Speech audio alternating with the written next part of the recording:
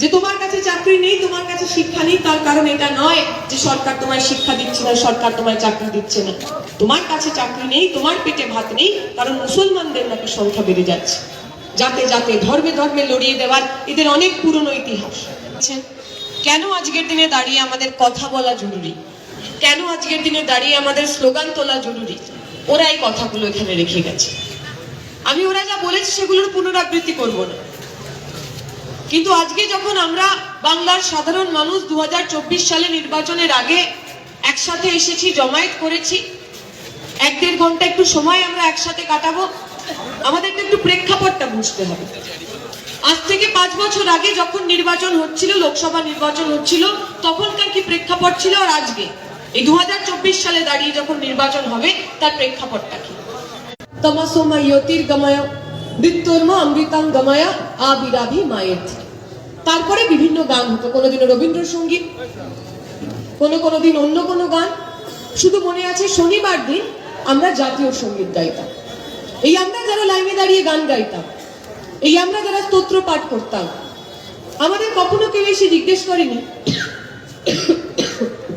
আমাদের জাত কি, আমাদের ধর্ম কি, আমরা মন্দিরে যাই না মসজিদে যাই, আমরা গির্জায় যাই না গুরুদুয়ারায় যাই, আমরা সকালবেলা বাড়িতে গীতা পড়ি না কোরআন পড়ি, কেউ আমাদের জিজ্ঞেস করেনি। আমাদের মনে হতো স্কুলটা আমাদের বড় হওয়ার জায়গা, শেখার জায়গা, একসাথে কিভাবে বেঁচে থাকতে হয় তার জায়গা। আমাদের মনে হতো স্কুল এমন একটা জায়গা যেখানে আমরা মানুষ হতে শিখি। আমাদের দিদিমণিরা আমাদের বড় করতেন। আমি বাংলা মিডিয়ামের ছাত্রী। আমার এক বন্ধু ছিল যে ক্লাসে ফার্স্ট হতো, অর্পিতা মেয়েটির নাম। অর্পিতার বাবা একটা ছোট্ট সাইকেলের দোকান চালাতো, দেখতে পারতো, ফিজিক্সে পিএইচডি করতে পারতো, পোস্ট ডক্টরেট করতে পারতো, কারণ আমাদের মাথার উপর একটা বন্ধু সরকার ছিল। আমাদের মাথার উপর এমন একটা সরকার ছিল যারা মনে করতো প্রতি বছর এসএসসি টেট হওয়া উচিত, যারা মনে করতো সরকারি স্কুলে ভালো দিদিমণি, ভালো মাস্টারমশাইদের যদি দেওয়া যায় তাহলে গোটা প্রজন্ম, কয়েকটা প্রজন্মকে আমরা মানুষের মতো মানুষ তৈরি করতে পারি। আমাদের মনে আছে মাধ্যমিকের পর কি বিষয় নিয়ে আমরা পড়বো, কোন সাবজেক্ট নিয়ে আমরা পড়বো, উচ্চ মাধ্যমিকের পর কোন কলেজে আমরা ভর্তি হব, সেগুলো আমাদের মা বাবা ঠিক করেনি, দিদিমণিরা ঠিক করেছিল। আমার সরকারি স্কুলের দিদিমণিরা, আমার সরকারি স্কুলের মাস্টারমশাইরা, যারা আমাদের মতো একটা গোটা প্রজন্মকে সন্তান স্নেহে লালন পালন করেছে। আজকে এই প্রজন্মের মন্ডলের মেয়ে সাইন করার পর টিকটকে নাচতেন, বাদল বর্ষা বিজুলি সময় কো পান, দেখতাম আমরা, ভালো লাগতো। আমরা দেখলাম জ্যোতিপ্রিয়া মল্লিকের মেয়ে এই কোভিডের সময় যখন সাধারণ মানুষ না খেতে পেয়ে মারা যাচ্ছিল, কোভিডের দ্বিতীয় ওয়েভে যখন সাধারণ মানুষের বাড়িতে চাল ডাল পর্যন্ত ছিল না, জ্যোতিপ্রিয়া মল্লিকের মেয়ে নাকি শুধুমাত্র টিউশনি করে 2 কোটি টাকার মালিক হয়েছে। 2 কোটি টাকার মালিক কি করে হয় আমি আর আপনি জানি না। এখানে তো অনেকে আছে কলেজে পড়ে, পেঁচা টিউশনি দেয়, কেউ গরু চুরির টিউশনি দেয়, কেউ কি করে কাটমানি খেতে হয় তার টিউশনি দেয়, ফলে ওরা অতগুলো টাকা হয়তো উপার্জন করতে পারে। আমরা দেখছি যাদের হাতে আমরা আমাদের ছেলে মেয়েদের ভবিষ্যৎগুলোকে ছেড়ে দিলাম, তারা তো কেউ মানুষ নয়। তাদের মধ্যে তো মিনিমাম মূল্যবোধটুকুনি নেই, আমার ছেলেকে আমার মেয়েকে কি শেখাবে সে। যে স্কুলগুলো আমাদের বড় হওয়ার জায়গা ছিল, যে স্কুলগুলো আমাদের মানুষের মতো মানুষ হওয়ার জায়গা ছিল, আজ সেগুলো চোর, ডাকাত, দুর্নীতিবাজদের আখাড়া হয়ে পড়েছে। বাঁচাতে হবে তো স্কুলগুলোকে। মমতা ব্যানার্জি বলেছেন 8,000 স্কুল বন্ধ হয়ে যাবে। প্রাইমারি স্কুল বন্ধ হয়ে গেলে, সরকারি স্কুল বন্ধ হয়ে গেলে কার লাভ, কার ক্ষতি? মমতা ব্যানার্জির ছেলেমেয়েরা, অভিষেক ব্যানার্জির ছেলেমেয়েরা তো সরকারি স্কুলে যায় না। এই যে ছোট্ট এলাকা, এখানে যিনি টোটো চালাচ্ছেন তার বাড়ির মেয়েটা, তার বাড়ির ছেলেটা সরকারি স্কুলে যায়। এই যে বাজার এলাকা, এখানে ছোট্ট একটা দোকান রয়েছে, ফুচকা বিক্রি করেন, তার বাড়ির ছেলেটা, তার বাড়ির মেয়েটা সরকারি স্কুলে। রাস্তায় দাঁড়াতে হয়, টোটো চালাতে হয়, শারীরিক কাজ করতে হয়, কায়িক পরিশ্রম করতে হয়। আমরা যারা ভারতের ছাত্র ফেডারেশন করি, আমরা তো স্বপ্ন দেখতে ছাত্র ফেডারেশন করি, আমরা তো কিছু পাওয়ার জন্য আসি। ওই বসে আছে প্রতিগুর্দা যে সময় রাজনীতি করত ফকিরচাঁদ কলেজে, শুধুমাত্র ভারতের ছাত্র ফেডারেশন করার অপরাধে কতবার ওকে মেরে ফেলে চলে গেছে। ভেবেছিল মরে গেছে, ভেবেছিল শরীরে প্রাণ। কি সেই স্বপ্ন, যে স্বপ্ন সুদীপ্ত গুপ্তরা দেখিয়ে গেছে, যে স্বপ্ন স্বপন কলেরা দেখিয়ে গেছেন, সৈফুদ্দিন মোল্লারা দেখিয়ে গেছে। প্রত্যেকের হাতে কাজ, প্রত্যেকের জন্য শিক্ষার স্বপ্ন। গরিব পরিবারের ছেলে মেয়েটা মাথা উঁচু করে স্কুলে যাবে, সেই স্বপ্ন। গরিব পরিবারের ছেলেটা মেয়েটা মাথা উঁচু করে কলেজে যাবে, সেই স্বপ্ন। আজকে আমাদের থেকে ওরা সেই স্বপ্নগুলোকে কেড়ে নিতে চায়। নামবো না আমরা রাস্তায়? আমার প্রজন্মের ছেলে মেয়েদের জন্য, আমার বাড়ির ভাইটার জন্য, বোনটার জন্য, আমার আগামী প্রজন্মের জন্য। প্রত্যেককে সরকারি শিক্ষা দিতে হবে, প্রত্যেকের জন্য সরকারি শিক্ষা লাগবে, তার জন্য আমরা রাস্তায় নামবো না? একদিকে যেমন রাজ্যের একটা সরকার যারা কাটমানি, চুরি, দুর্নীতি নিয়োগ না করে আমার রাজ্যের সমস্ত পরিকাঠামোটাকে নষ্ট করার চেষ্টা করছে, শেষ করার চেষ্টা করছে, সেই একই সময় কেন্দ্রে বসে আছে নরেন্দ্র মোদী। আমি একটা কমেডি শো দেখছিলাম, যাতে যিনি কমেডি করছেন, তিনি বলছেন যে নরেন্দ্র মোদী আর মমতা ব্যানার্জির মধ্যে একটাই পার্থক্য, নরেন্দ্র মোদী সাদা কুর্তা পাজামা পরেন আর মমতা ব্যানার্জি সাদা শাড়ি পরেন, এছাড়া ওদের মধ্যে আর কোনো পার্থক্য নেই। নীতিতে কোনো পার্থক্য হবে কি করে আনবেন তাদের? আমরা তো পড়েছি, জেনেছি যে স্কুলের সঙ্গে বাড়ির দূরত্ব যত বেড়ে যায়, ছেলে মেয়েদের ড্রপ আউট হওয়ার, স্কুল ছুট হওয়ার সম্ভাবনা তত ঠিক বেড়ে যায়।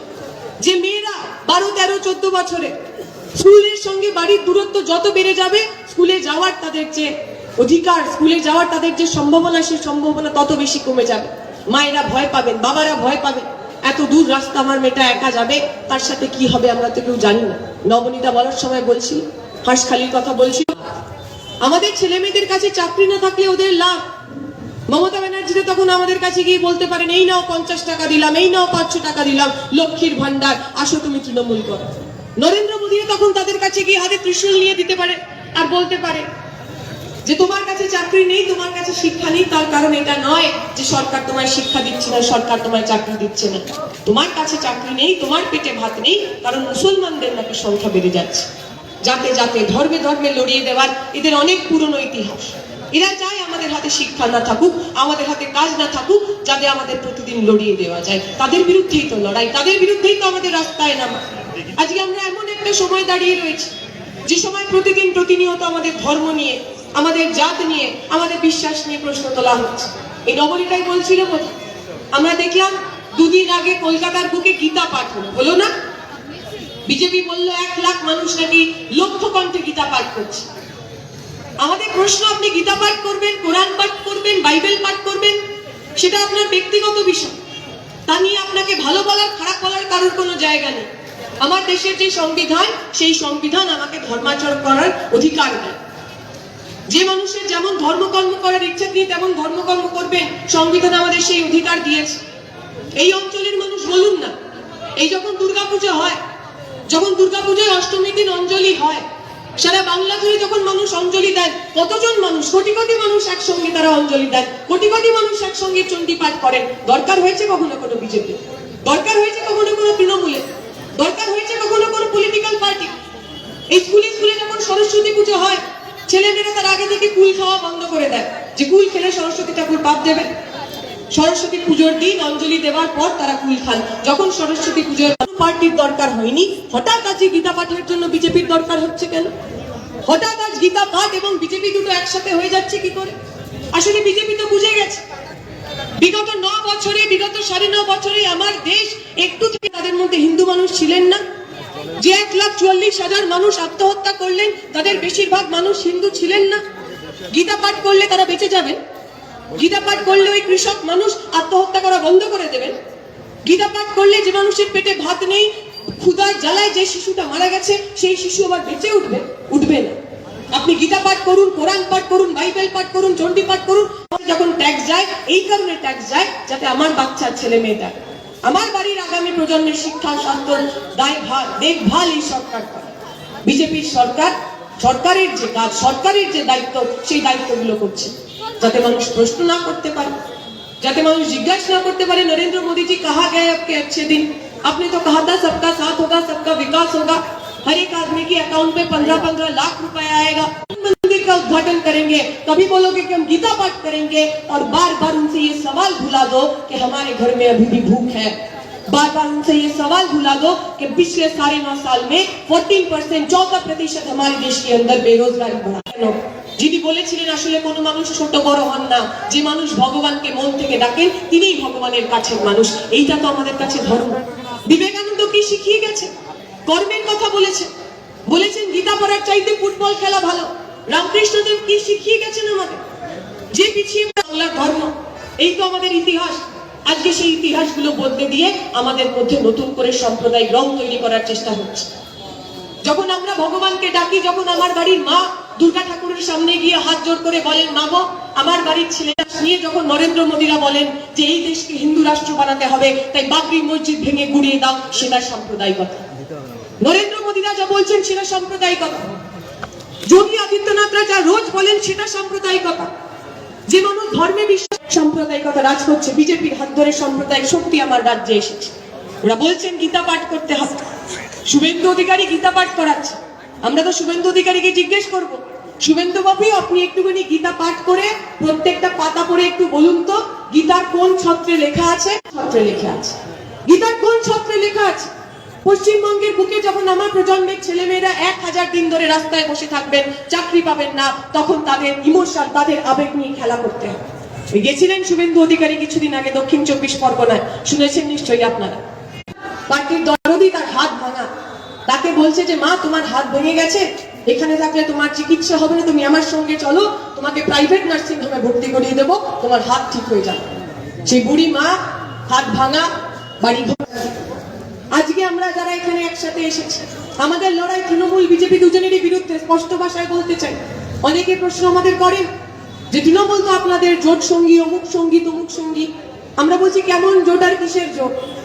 আমরা যারা বিজেপি বিরোধী দল একসাথে এসেছিলাম, আমরা তো হিন্দু। গোলবার্কার সাভারকাররা তারা লিখে গেছেন যে হে হিন্দু, তোমরা ব্রিটিশদের সঙ্গে লড়াই করে নিজের শক্তি জায়া করো না, নষ্ট করো না, শক্তি বাঁচিয়ে রাখো।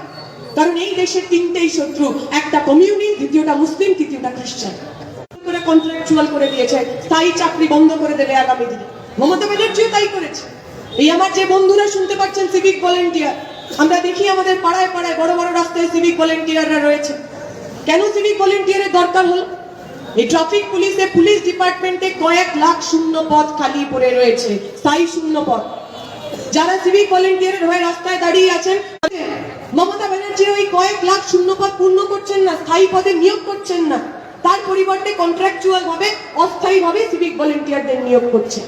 যে সিভিক ভলেন্টিয়াররা দাঁড়িয়ে রয়েছেন আমার বয়সী ছেলে মেয়েটা, পড়াশোনা করেছেন, স্কুলে গেছেন, কলেজে গেছেন, স্বপ্ন নিয়েছেন যে এতটা তোমার কোটা, তোমাকে এত টাকা কালেকশন করে ওপরে দিতে হবে, না হলে চলবে না। আমি যদি মিথ্যে কথা বলি আমার বন্ধুরা আমাকে ঠিক বলছে। 3000 টাকা 5000 টাকা মাসে পান, বুকে হাত দিয়ে বলুন তো 5000 টাকা মাসে কিভাবে চলে বাড়িতে? বাড়িতে একটা বাচ্চা আছে, বউ আছে, বাচ্চাটাকে স্কুলে ভর্তি করেছে, 5000 টাকায় কি হয়? খাওয়া দাওয়া হয়, ছেলে মেয়ে। এমন বহু মানুষ রয়েছেন যারা তৃণমূলের সঙ্গে ঘোরাফেরা করেন, তৃণমূলের গুন্ডা বাহিনী, তৃণমূলের বাইক বাহিনী হয়ে ভোট লুট করতে যান, পার্টি অফিস দখল করতে যান, পার্টি অফিস বোম মারতে যান। আমি জানি এরা অনেকে এগুলো হতে চায়নি। আমার ব্যক্তিগত অভিজ্ঞতা, এই পঞ্চায়েত নির্বাচনের সময় তৃণমূলের গুন্ডা বাহিনীরা যেভাবে নির্বাচন করে সেভাবে নির্বাচন করেছে। ওই